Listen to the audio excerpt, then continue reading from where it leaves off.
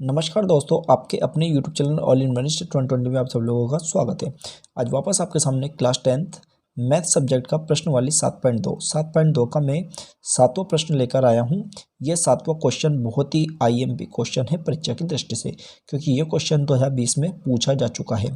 तो इस सत्र में भी इस क्वेश्चन के आने की पूर्ण उम्मीद है। तो यदि आप इस सवाल को सीखना चाहते हैं तो मेरा वीडियो पूरा अंत तक देखिएगा, और चैनल पर नए हो तो चैनल को सब्सक्राइब कर ले, ताकि जब भी मैं कोई नया वीडियो अपलोड करूँ तो उसकी नोटिफिकेशन सबसे पहले आपके पास पहुंच जाए।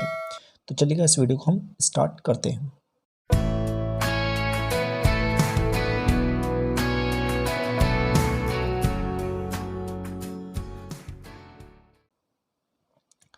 देखिएगा, कोई सा भी हम सवाल करते हैं उसके पहले हमें सवाल को पढ़ना अति आवश्यक हो जाता है। तो सवाल को हम पढ़ते क्या है कि बिंदु ए के निर्देशांक ज्ञात कीजिए। क्या ज्ञात करना है? बिंदु ए के निर्देशांक हमें ज्ञात करना है, जहां ए बी एक वृत्त का व्यास है। यहाँ पर ए बी क्या है? एक वृत्त का व्यास है, जिसका केंद्र 2, -3 है तथा बी के निर्देशांक 1, 4 है। तो सबसे पहले तो हमें थोड़ा सा इसको चित्र के माध्यम से समझना पड़ेगा, ठीक है। तो देखिएगा, मैंने यहाँ पर चित्र बनाया है। देखिए, मैंने आपके सामने यहाँ पर एक चित्र बना दिया है, पहले से मैंने रेडी रखा था चित्र को। तो सबसे पहले बोला था हम यहाँ पर कि जहाँ ए बी एक वृत्त का व्यास है, तो मैंने क्या करा, यहाँ पर एक वृत्त बनाया है जिसमें ए बी नाम दिया है। तो ये जो ए बी नाम दिया है, तो ये जो रेखा जा रही है, मतलब इसको हम कहते हैं व्यास, यानी ए बी हमारा इस वृत्त का ये व्यास होगा, ठीक। फिर उन्होंने बोला था यहाँ पर व्यास है जिसका केंद्र 2, -3 है। तो देखिएगा, ये जो केंद्र है यानी ए बी का जो मध्य बिंदु है, यही हमारा वृत्त का जो केंद्र कहलाएगा। तो इसका मान उन्होंने दिया है 2, -3, ये हमने लिख लिया, ठीक। इसके बाद में यहाँ पर बोला तथा बी के निर्देशांक 1, 4 है। तो देखिए, बी के निर्देशांक तो क्या लिखा? 1, 4 है। अब हमें क्या याद करना? ए के निर्देशांक। तो देखो, ए को मैंने खाली छोड़ दिया, ठीक है। ए को हमें खाली छोड़ दिया क्योंकि ए का निर्देशांक हमें ज्ञात करना है, ठीक। तो हम क्या करते हैं, ए के निर्देशांक जो हमने खाली छोड़े हैं, तो इसको भी कुछ ना कुछ हम मान के चलेंगे, क्योंकि तभी तो हमें ज्ञात होगा। तो क्या मान के चलेंगे? देखिएगा, इसके पहले जैसे हमने ए बी की दूरी ज्ञात करी थी, इसके पहले मतलब इसी प्रश्न लिखे हमने बहुत सारे सवाल कर लिए हैं। यदि आपने उन वीडियो को नहीं देखा है तो डिस्क्रिप्शन में आपको लिंक मिल जाएगा, वहाँ जाकर आप देख सकते हैं, क्योंकि वो सवाल अगर देखोगे तो आपको निश्चित तौर पर ये सवाल बहुत ही आसान लगेगा। तो ए बी की जैसे हमने दूरी ज्ञात करी थी, तो यहाँ पर हमने माना था ए का मान, मतलब ए के जो निर्देशांक थे उसको हमेशा हम मानते थे x1, क्या मानते थे? x1 और y1 निर्देशांक मानते थे, ठीक है। इसी बात जो b के निर्देशांक होते थे उसको मानते थे हम x2 और y2, ठीक है। लेकिन यहाँ पर b के निर्देशांक दिए हुए और a के निर्देशांक नहीं दिए, तो नहीं दिए मतलब हमें x1 और y1 का मान ज्ञात करना है, ठीक। अब यहाँ पर ए बी का जो मध्य बिंदु P है, जब हमने यहाँ पर x1 y1 लिखा, x2 y2, तो जो P के जो निर्देशांक है ये वाले, तो P के जो मध्य बिंदु के निर्देशांक है इनको हम क्या मान लेते हैं, यहाँ पर x और यहाँ पर हम इसको y ये मान लेते हैं, ठीक है। तो ये चीज़ें लिखने के बाद में अब सवाल आपका बिल्कुल आसान हो जाएगा, ठीक है। लेकिन कुछ सवाल को हम सिस्टमेटिक ढंग से करेंगे, तो सबसे पहले हमें लिखना पड़ेगा, थोड़ा समझाना पड़ेगा कि यहाँ पर एक हमारे पास वृत्त है, ठीक है, जिसका व्यास क्या है हमारे पास ए बी, क्योंकि यहाँ पर बोला था ए बी एक वृत्त का व्यास है। तो हम चाहे तो लिख सकते हैं कि माना कि पी केंद्र का, यहाँ पर जो केंद्र है हमारे, तो क्या लिखेंगे? पी केंद्र का एक वृत्त है जिसका व्यास ए बी है। क्या लिखेंगे हम? पी केंद्र का एक वृत्त है जिसका व्यास ए बी है, ठीक है। हम थोड़ा सा ऐसा लिख लेते हैं, ठीक है। देखिए, हम कैसे लिखेंगे। सबसे पहले तो हम यहाँ पर लिख लेते हैं हल। क्या लिखना है हमें? हल, ठीक है। तो लिख लेते हैं हम, माना कि पी केंद्र, हम केंद्र कुछ भी मान सकते हैं, अगर चाहे तो आप ओ भी मान सकते हैं। तो माना कि पी केंद्र का एक वृत्त है। क्या लिखेंगे? माना कि पी केंद्र का एक वृत्त है जिसका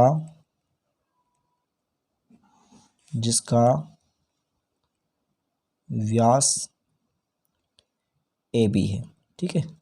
ये हम ऐसा लिख देंगे, ठीक है। क्या लिखा? माना कि पी केंद्र का एक वृत्त है जिसका व्यास ए बी है, ठीक है। अब इतना लिखने के बाद में हम यहाँ पर थोड़ा सा और लिख लेते हैं। तो हम यहाँ लिखेंगे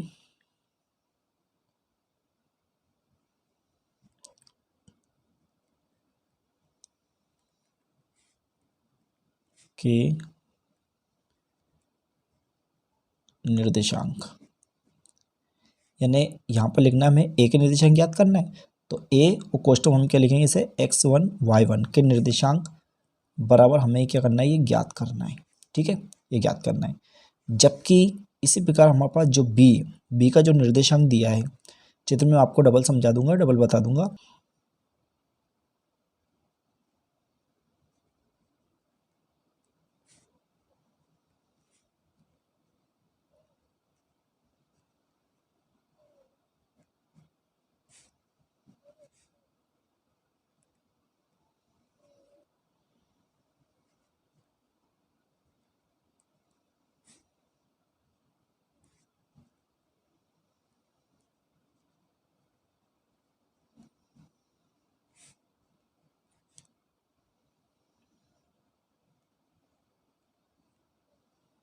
देखिए मैंने सब चीज़ें लिख ली, अब मैं आपको थोड़ा चित्र के माध्यम से समझा देता हूँ।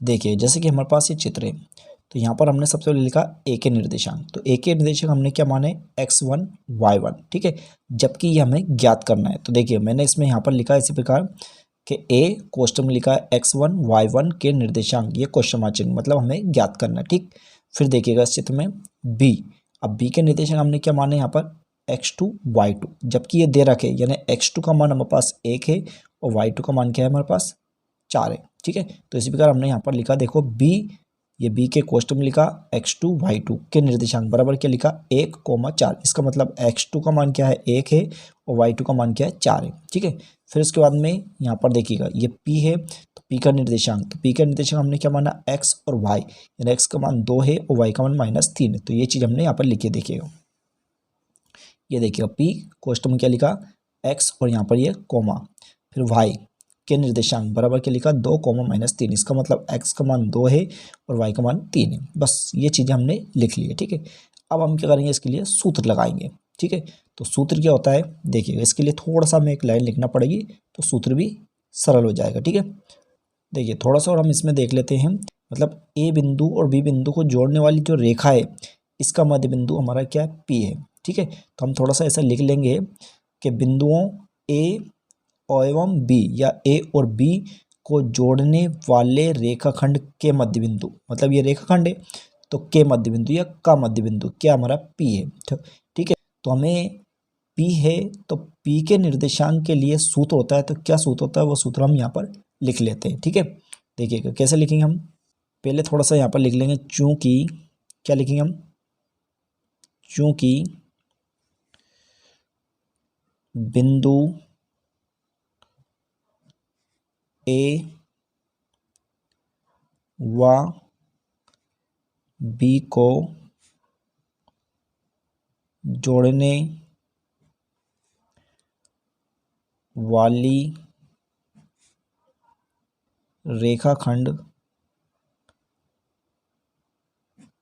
वाली रेखाखंड का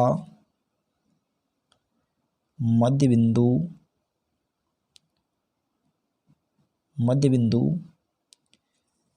पी है।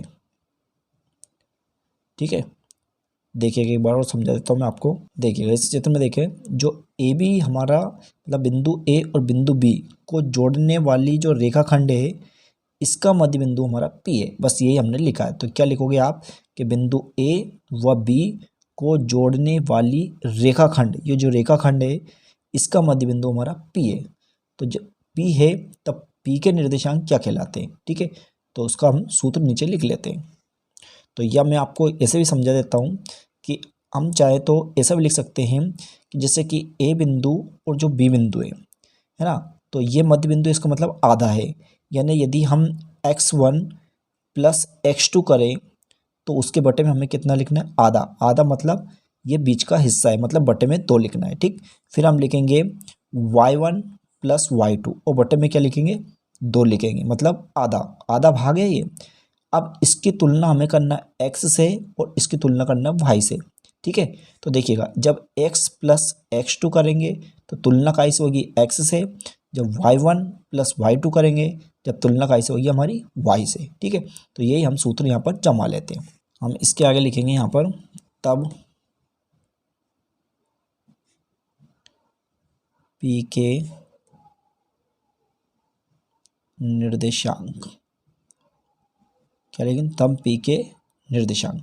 तो पी के निर्देशांक क्या कहलाएंगे देखिएगा, यहाँ पर हमने लिखा मान लो पी, ठीक है। तो पी का निर्देशांक को हम कोष्टक में लिखेंगे x1 प्लस x2 और बट्टे में कितना लिखेंगे 2, मतलब हमें आधा लिखना, फिर कोमा लगाएंगे, इस बार यहाँ लिखेंगे y1 प्लस y2 और बट्टे में 2। तो ये पी के निर्देशांक का हमारा सूत्र हो गया, ठीक है। अब इसकी हमें तुलना करना है, ठीक है, इस सूत्र की हमें तुलना करना है, ठीक है। तो कैसे तुलना करेंगे, इस पूरे की तुलना करेंगे हम यहाँ पर x के बराबर में, और इस पूरे की तुलना करेंगे हम काय के y के बराबर में, हमें तुलना करना है, ठीक है। तो हम थोड़ा सा यहाँ पर लिख लेंगे तुलना करने पर, ठीक है। क्या करेंगे हम यहाँ तुलना करने पर, तुलना करने के बाद में हमारा सूत्र यह निकल के आता है। थोड़ा सा हम नीचे चलते हैं, देखिएगा हम ये तुलना करेंगे तो सबसे पहले इससे तुलना करेंगे, तो यहाँ पर हम लिखेंगे x बराबर, क्या लिखेंगे यहाँ पर x बराबर, और ये वाला सूत्र हम लगा लेते हैं। तो यहाँ पर हम लिखेंगे x1 प्लस x2 बटे में क्या लिखेंगे 2, ठीक है। इधर हम y से तुलना कर देंगे, तो यहाँ पर लिख देंगे तथा y बराबर, अब ये वाला लिखेंगे y1 प्लस y2 बटे में 2, बस। अब हमें मान रखते जाना है, ठीक है। अब इसकी हमें ज़रूरत नहीं है, अब डायरेक्ट आपको मान रख लेना है। देखिएगा यहाँ पर x, यानी मैंने आपको पहले बता दिया था x मतलब यहाँ पर 2, तो x के स्थान पर हम कितना लिखेंगे 2 बराबर में, फिर हमें लिखना है x1 प्लस x2, ठीक है। तो देखिएगा x1 का मान तो हमारे पास ज्ञात करना है, जबकि x2 का मान हमारे पास कितना दिया है यहाँ पर 1। तो हम क्या लिखेंगे यहाँ पर x1 के स्थान पे x1 लिखेंगे प्लस x2, तो x2 के स्थान पर हमें क्या लिखना है 1, फिर आपको बटे में 2 ऐसे लिख देना। इसी प्रकार यहाँ पर भी ऐसे चलते जाना है, इधर भी। तो यहाँ y, तो y का मान देखिएगा, यहाँ x का मान हमारे पास 2 था, तो y का मान कितना है -3, तो यहाँ पर हम लिखेंगे y के -3 बराबर में, यहाँ देखिए y1, तो देखिएगा y1 का मान हमें ज्ञात करना है, मतलब y1 के स्थान पे आपको y1 लिख देना प्लस y2, तो देखिएगा y2 का मान कितना है 4, तो हम यहाँ से लिखेंगे कितना 4, नीचे हम बटे में 2 ऐसे लिख देंगे सेंटर, ठीक। अब यहाँ से क्या करना है ध्यान समझना, 2 में 2 का गुणा करेंगे तो क्या जाएगा 4 बराबर में, ये सेम ऐसे लिखेंगे x1 प्लस 1 तथा इसी प्रकार से चलता जाएगा, 3 दूना 6 माइनस के 6, ये हो जाएगा हमारा y1 प्लस 4, ठीक है। फिर नीचे देखिए थोड़ा सा आगे, फिर यहाँ पर हम क्या कर सकते हैं देखिएगा, 4 को ऐसे लिखेंगे, ये प्लस के एक इधर गए तो माइनस के बराबर में, यहाँ पर x1 ऐसे लिख देंगे तथा ये साथ में ऐसे चलते जाएगा -6, ये प्लस के इधर गए तो -4 बराबर में, यहाँ पर y1 ऐसे चलना। अगले स्टेप में क्या करेंगे देखिएगा 4 में से यहाँ पर एक घटा लेते हैं तो 3 बचेगा, तो इसका मतलब ये x1 का मान हमारे पास 3 आ जाता है तथा इसमें यहाँ पर जुड़ जाएगा, तो 6 4 10 हो जाएगा, तो y1 का मान, यह इसको हम ऐसा भी लिख सकते हैं अगर चाहे तो x1 बराबर यहाँ पर 3। इसी प्रकार यहाँ पर लिख सकते हैं हम तथा y1 बराबर -10, ठीक है। अब हमने देखिएगा यहाँ x1 और x2 का मान आ चुका है, तो हम थोड़ा चित्र को देख लेते हैं। देखिएगा चित्र हमारे सामने, तो ये एक ही निर्देशक हमें ज्ञात करना था और एक ही निर्देशक हमने x1 और y1 माना था, तो हमारे पास x1 का मान भी आ चुका है और y1 का मान भी आ चुका है, मतलब इस प्रकार हमारे एक के निर्देशांक ज्ञात हो चुके हैं। तो हम यहाँ पर एक लाइन लिखेंगे, अतः ए के अभीष्ट